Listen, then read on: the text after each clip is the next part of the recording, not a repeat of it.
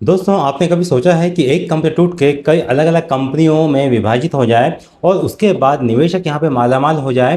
तो ऐसा इंडिया में इसका सबसे बड़ा एग्जांपल अदानी इंटरप्राइजेस में देखने को मिला है। अदानी इंटरप्राइजेस ने अलग अलग बिजनेस निकाले और उसके बाद कई शेयर ने मल्टी बैगर रिटर्न दिया, यानी कि उस शेयर में जिन लोगों ने पैसा लगाया होगा तो उनकी किस्मत बदल गई है। और अगर आप यहाँ पे सोच रहे हैं कि वेदांता लिमिटेड का डीमर्जर में भी हमें ऐसा फायदा देखने को मिल सकता है, तो इस वीडियो को आप अंत तक के जरूर देखिएगा, क्योंकि इतिहास गवाह है कि इतिहास हमेशा अपनी बीती हुई बातों को दोहराता है। क्या आपके पास में वेदांता में ये अपॉर्चुनिटी हो सकती है? अगर आपके पास में वेदांता के शेयर है तो आपको एक शेयर के बदले में कितने शेयर मिलने वाले हैं और कौन कौन सी कंपनी के आपको शेयर मिलेंगे, उसके बारे में पूरी डिटेल जानकारी आपको आज के इस वीडियो में मिलने वाली है। अगर आपके पास में 100 शेयर है तो 100 शेयर में से कौन सी कंपनी के मिलेंगे और वो कौन सी कंपनी के शेयर आपको रखना चाहिए जिसमें आपको डिविडेंड का फायदा देखने को मिल सकता है। और आगे आपको यहाँ पे मल्टी बैगर रैली भी उसमें बनती हुई, यानी कि मल्टी बैगर की स्टोरी भी बनती हुई नजर आ सकती है।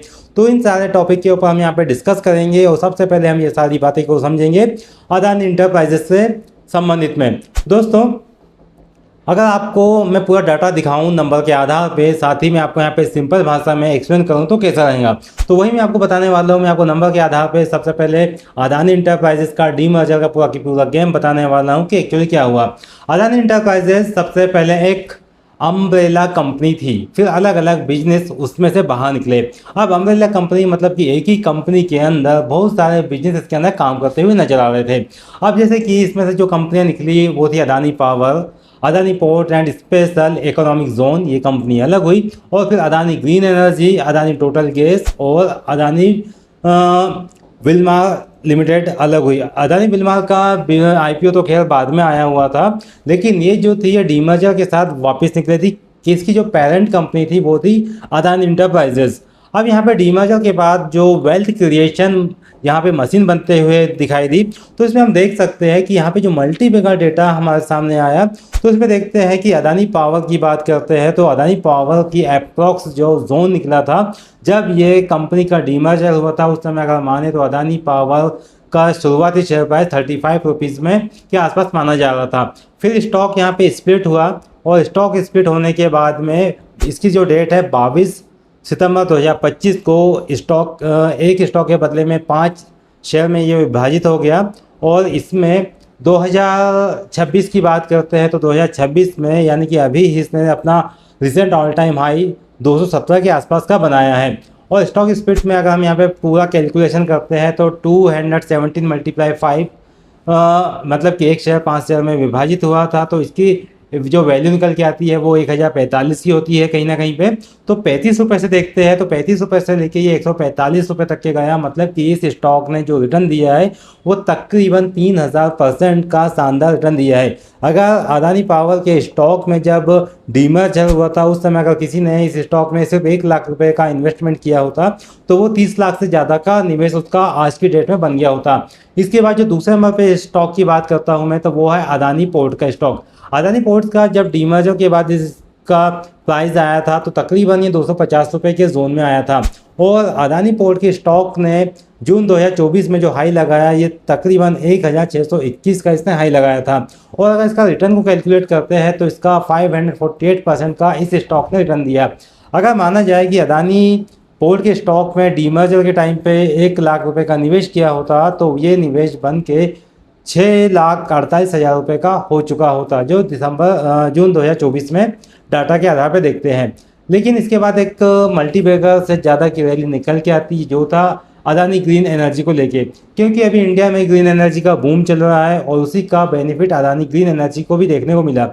जब डीमर्जर हुआ था तो अदानी ग्रीन एनर्जी का स्टॉक तकरीबन 30 रुपीज़ के आसपास में था और इसका जो ऑल टाइम हाई था ये अप्रैल 2022 में 3050 का इस स्टॉक ने ऑल टाइम हाई लगाया था। आप ध्यान से देखिए कि 30 रुपये से चल के स्टॉक ने 3050 का हाई लगाया, मतलब देखते हैं तो तकरीबन 10,000% का इस स्टॉक ने रिटर्न दिया। अब आप मान सकते हो कि अगर किसी ने अदानी ग्रीन के स्टॉक में उस समय 1 लाख रुपए का निवेश किया होता तो ये निवेश 1 करोड़ प्लस से ज़्यादा का हो गया होता। यही होता है मल्टी बैगर मॉस्टर, मतलब कि अगर सही स्टॉक में सही थीम पे पैसा लगाया जाए तो वो पैसा भी हमें इस प्रकार से रिटर्न दे सकता है। एज अ डिस्क्लेमर मेरे को आपको बता दूं कि यहाँ पे मैं जो भी जानकारी बता रहा हूँ वो टोटली एजुकेशन बेसिस पे है, किसी भी प्रकार का बाय सेल का रिकमेंडेशन नहीं है। तो यहाँ पे हम अपनी जानकारी की ओर आगे बढ़ते हैं और मैं आपको बता दूं कि चौथे नंबर पे जो स्टॉक है जिसका नाम है अदानी टोटल गैस, जो गैस सेगमेंट से बिलोंग करता है। अब इसमें जब डीमर्जर हुआ था तब इस समय अदानी टोटल गैस का स्टॉक शुरुआती जोन में 72 रुपीज़ के आसपास में इसकी वैल्यू आई थी। अब इसका ऑल टाइम हाई देखते हैं तो जून 2023 में इसने 4000 का ऑल टाइम हाई लगाया। अब रिटर्न देखते हैं तो तकरीबन 5450% का इस स्टॉक ने रिटर्न दिया, यानी 1 लाख रुपए का निवेश भी इस स्टॉक में लगाया होता अदानी टोटल गैस के स्टॉक में तो ये 55 लाख से ज़्यादा का हो चुका होता। अब यानी कि ये तो हो गई डीमर्जर की खबरें, लेकिन इसके बाद अदानी बिलवार ने अपना एक आईपीओ को लॉन्च किया जो था सन 2022 के आसपास इसने आईपीओ लेके आया था। और यहाँ पे देखते हैं तो इसने जो हाई लगाया था 2022 अप्रैल में 878 रुपये का हाई लगा दिया। अब अगर मान सकते हैं कि जिस समय इस कंपनी का आईपीओ मार्केट में आया था 230 के भाव पे, उस समय अगर किसी ने 1 लाख रुपए का निवेश किया होता अदानी बिलवार के शेयर में तो ये तकरीबन 3,82,000 का रिटर्न इस स्टॉक ने भी दिया है। कहने का मतलब ये है कि जब स्टॉक का डीमर्जर हुआ तो यहाँ पे वैल्यू अनलॉकिंग हुई और निवेशकों ने यहाँ पे अलग अलग कंपनियों को चुना और उसमें पैसा लगाया। अब यहाँ पे जो अदानी इंटरप्राइजेस का डीमर्जर हुआ उससे क्या सीख मिलती है, तो इसमें मैं बता दूं कि जिसने अदानी डीमर्जर में सिर्फ पेरेंट कंपनी नहीं हुई लेकिन कंपनी जो अच्छी कंपनीज यहाँ पे हुई और उनको पकड़ा, उसमें निवेश किया और कुछ समय तक के अपने शेयरों को रखा तो उसने अपनी यहाँ पे वेल्थ को बनाया है। क्यों? क्योंकि मार्केट हर बिजनेस को अलग वैल्यूएशन देता है। और इसमें देखते हैं कि पोर्ट अलग स्टोरी अपनी लिख रहा था, उसके साथ पावर अपनी अलग स्टोरी को प्ले कर रहा था, ग्रीन एनर्जी अलग स्टोरी अपनी कर रहा था और गैस सेक्टर अपनी अलग स्टोरी बना। मैं आपको यहाँ पे सीधी बात बताता हूँ, आप जानना चाहते हैं वेदांता डीमर्जर में कौन कौन सी कंपनी फ्यूचर में अच्छी साबित हो सकती है और कहाँ पे वैल्यू देखने को मिल सकती है। तो यहाँ पे बिना घुमाए बिल्कुल सिंपल और आसान भाषा में समझते हैं कि वेदांता डीमर्जर जब होगा तो इसमें से कौन कौन सी कंपनी बाहर निकल के आने वाली है। तो वेदांता के बिजनेस अलग अलग कंपनीज में बांटे जा रहे हैं। इसमें से नंबर 1 पे जो नाम निकल के आता है वो है वेदांता एल्यूमिनियम का, नंबर 2 पे जो नाम निकल के आता है वो है Vedanta oil and gas, number 3 पे है वेदांता पावर, नंबर 4 पे है वेदांता आयरन एंड स्टील और नंबर 5 पे है बेस मेटल। बेस मेटल में वेदांता खुद ही अपनी एक अलग एंटिटी के रूप में सामने आने वाला है। अब सवाल ये आता है कि इन पांचों कंपनियों में से कौन सी अच्छी कंपनी हो सकती है जिसमें हम यहाँ पे अपना लॉन्ग टर्म के लिए निवेश कर सकते हैं। तो यहाँ पे नंबर 1 आप देखिए कि वेदांता एल्यूमिनियम। अब वेदांता एल्यूमिनियम को अगर देखते हैं तो लॉन्ग टर्म में अगर इसको देखते हैं तो इसमें स्ट्रॉन्ग कैंडिडेट ये साबित होता हुआ दिखाई दे सकता है। क्यों? क्योंकि इंडिया में इंफ्रा ग्रोथ देखने में आती है और साथ ही समय देखने में आ रहा है कि भारत इस समय इलेक्ट्रॉनिक व्हीकल के ऊपर ज़्यादा फोकस कर रहा है। जिस प्रकार से अभी क्रूड ऑयल का टेंशन बढ़ते हुए नज़र आ रहा है और इंडिया अदर कंट्रीज से अपनी डिपेंडेंसी कम कर रहा है और आत्मनिर्भरता की ओर आगे बढ़ रहा है। ऐसे में भारत सरकार का फोकस ईवी व्हीकल्स के ऊपर ज़्यादा शिफ्ट होता हुआ नज़र आता है। ऐसे में ईवी सेक्टर ग्रोथ के लिए वेदांता एल्यूमिनियम यहाँ पे एक स्ट्रॉन्ग कैंडिडेट के रूप में देखा जा सकता है। इसके साथ ही इसके अंदर वायर, केबल, कंस्ट्रक्शन डिमांड भी इस सेगमेंट के ऊपर आती हुई दिखाई दे सकती है। अब यहाँ पे एल्यूमिनियम की बात करते हैं तो एल्यूमिनियम फ्यूचर मेटल यहाँ पे माना जाता है। अगर कंपनी पर डेप्थ कम हो रहा है और मार्केट की तो ये मार्केट का फेवरेट बन सकती है, क्योंकि वेदांता को आप सभी जानते हैं कि वेदांता कंपनी डेप्थ के ऊपर डेप्थ ज़्यादा है, कर्जा ज़्यादा है और उसके कारण ही वो एक अपनी कंपनीज का डीमर्जर कर रही है। अब ऐसे में देखने में ये भी आता है कि वेदांता अपना कर्जा कौन सी कंपनी के ऊपर कम रखती है, कौन सी कंपनी के ऊपर ज़्यादा रखती है। ये तो हमें वेदांता का जब डीमर्जर के बाद शेयर लिस्ट होंगे उसके बाद ही इसकी वैल्यू अनलॉकिंग के बाद ही पता चलेगा। अब इसके लिए हम इससे शॉर्ट टर्म पिक के रूप में भी देख सकते हैं वेदांता एल्यूमिनियम को। अब दूसरी बात यहाँ पे आती है जो मैं नंबर 2 पे स्टॉक रखूँगा वो है वेदांता ऑयल एंड गैस। क्यों? क्योंकि यहाँ पे अगर देखते हैं तो कैश फ्लो बिजनेस यहाँ पे ये साबित हो सकता है। क्यों? क्योंकि यहाँ पे रोज डिमांड यहाँ बनी हुई रहती है, ऑयल की डिमांड डेली रहती है, गैसेस की डिमांड डेली रहती है, यानी कि रोज़मर्रा की ज़रूरतों में से ये साबित एक हो सकता है। अब अच्छी बात यह है कि इंडियन एनर्जी इम्पोर्ट कंट्री है, यानी कि इंडिया जो है वो इम्पोर्ट भी करता है एनर्जी को, तो इसमें अच्छा कैंडिडेट ये साबित हो सकता है। और इसमें क्रूड प्राइस ये अगर तेज़ी से बढ़ता है तो यहाँ पे इस कंपनी को यहाँ पे फ़ायदा होता हुआ नज़र आ सकता है। और एक बात यहाँ पे ये भी देखने में आती है कि डिविडेंड प्लस स्टेबल बिजनेस पसंद हो तो यहाँ पे ये स्ट्रॉन्ग ऑप्शन हो सकता है, क्योंकि हो सकता है कि जब वेदांता का डीमर्जर हो तो वेदांता ऑयल एंड गैस के ऊपर अच्छा खासा डिविडेंड भी बांटने के लिए रख सकता है। तो डिविडेंड के लिए ये एक अच्छा प्लेयर साबित हो सकता है। अब नंबर 3 पे मैं जो स्टॉक को रखता हूँ वो है वेदांता पावर। अब वेदांता पावर के स्टॉक को मैं क्यों चुनता हूँ नंबर 3 पे, इसके लिए कुछ इंपॉर्टेंट बातें हैं जिसको देखना चाहिए। वेदांता पावर यहाँ पे देखिए तो इसकी फ्यूचर के अंदर डिमांड देखने में आती है, क्योंकि फ्यूचर में पावर की डिमांड इस समय बढ़ती हुई नज़र आ रही है। और अगर यहाँ पे डिमांड इसकी बढ़ती रही तो यहाँ पे स्टेबल ये बिजनेस माना जा सकता है। लेकिन यहाँ पे utility companies plus growth limited भी यहाँ पे हो सकती है। अब यहाँ पे इसको देखते हैं तो सेफ साइड वालों के लिए ये स्टॉक रख सकते हैं। अगर आप सेफ साइड में प्ले करना चाहते हैं तो वेदांता पावर आपके लिए यहाँ पे हो सकता है। अब नंबर 4 पे बात करते हैं आयरन एंड स्टील की, यानी कि जो स्टील बनाने वाली कंपनीज है। और यहाँ देखते हैं तो ये एग्रेसिव लोगों के लिए ये काफ़ी स्ट्रॉन्ग साबित हो सकता है। क्योंकि इसके अंदर स्टील सेक्टर इस समय तेज़ी से रॉकेट बनते हुए नज़र आ रहा है। अभी देखा होगा कि जो स्टील के अंदर जो रैली बनते हुए नज़र आई है उसके अंदर काफ़ी स्टील स्टॉक को फ़ायदा होते हुए नज़र आया है। तो इस स्टॉक में हमें जब थीम चलती है स्टील की तो स्टील सेक्टर रॉकेट होता हुआ नज़र आता है, लेकिन मंदी में इस सेक्टर के ऊपर हमें प्रेशर भी अच्छा बनते हुए नज़र आता है। तो वो आयरन और स्टील का स्टॉक उन लोगों के लिए है जो हाई रिस्क और हाई रिवॉर्ड लेना चाहते हैं, उनके लिए आयरन और स्टील वाले स्टॉक उन लोगों के लिए रह सकता है।